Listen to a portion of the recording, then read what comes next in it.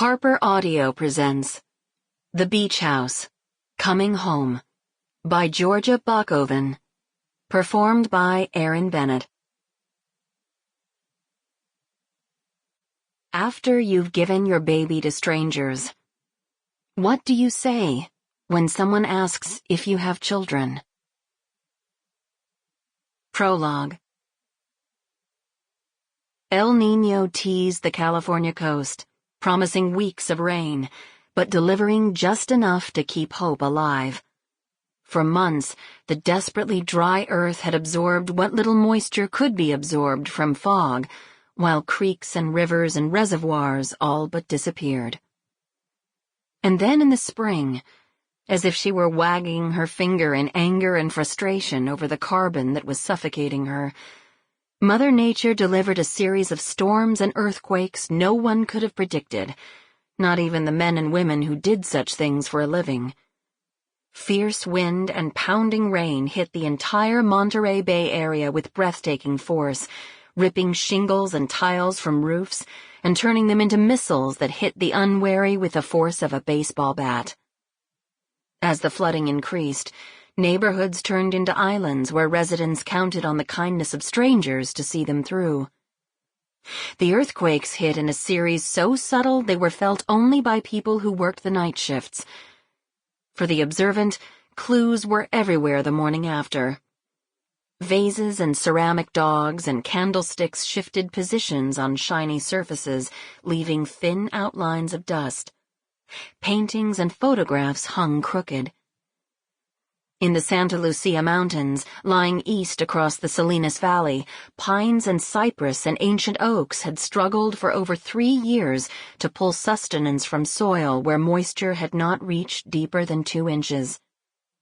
Finally, losing their battle during the powerful storm and the nightly earthquakes, the oldest and most fragile trees cracked and fell where they stood, or simply lost their tenuous hold on hillsides and tumbled into ravines. At the beach house, a hidden leak developed in the valley of the roof that separated the kitchen from the living room. Months of almost daily downpours went by, and the leak remained undetected until, on a sunshine-filled morning, Grace, the young caretaker who lived next door, arrived to find the kitchen ravaged. Water-laden cupboards and granite tile fell off the wall as nails and saturated sheetrock gave way. Slowly, a storm at a time and an earthquake at a time, the entire back corner of the house readied itself for collapse. Julia Lawson, the absentee owner whose love for the beach house ranked just below her love for her family, had finally put away the kitchen design magazines she'd purchased before the remodel when her cell rang. She listened as Grace tearfully described the damage, then reassured her that none of what happened was her fault. Even before she called her contractor, Jeremy Richmond, she made plans to fly from Virginia to Santa Cruz the next morning. Because he'd worked on the remodel of the house before the leak, he felt compelled to handle the repairs himself, which meant shuffling an already impossibly tight work schedule. Julia didn't share the fact that she was secretly thrilled to have an opportunity to right a wrong she'd felt she'd done to the house during the first renovation. She still didn't understand what had convinced her that duplicating her kitchen in Virginia was a good idea. How could she not see that her century-old beach house was not a stainless steel and granite type of house?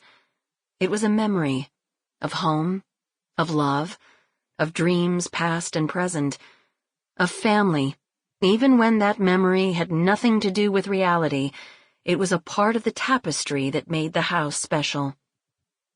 Before she'd changed everything with her top-of-the-line appliances and sparkling countertops, it had been effortless to close her eyes and hear the sounds of mothers and daughters and sisters preparing a holiday meal.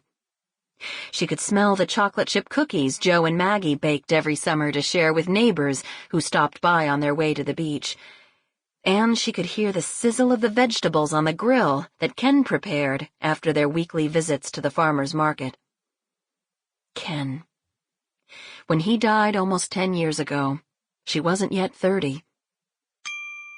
Sample complete. Ready to continue?